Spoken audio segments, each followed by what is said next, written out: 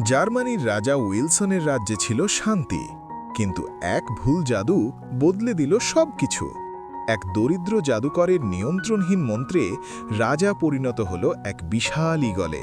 ক্ষমতার লোভে সেনাপতি মার্টিন নিজেকে রাজা ঘোষণা করল, রাজকুমারী লিনাকে বন্দী করল, আর পুরো রাজ্য ঠেলে দিল যুদ্ধের পথে।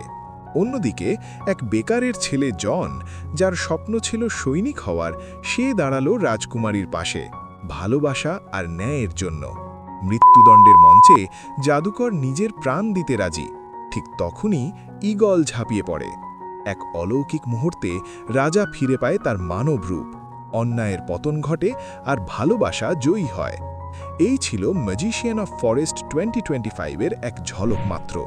পুরো গল্প জানতে এখনই আমাদের চ্যানেলে ঢুকুন। ভিডিও ভালো লাগলে সাবস্ক্রাইব করতে ভুলবেন না।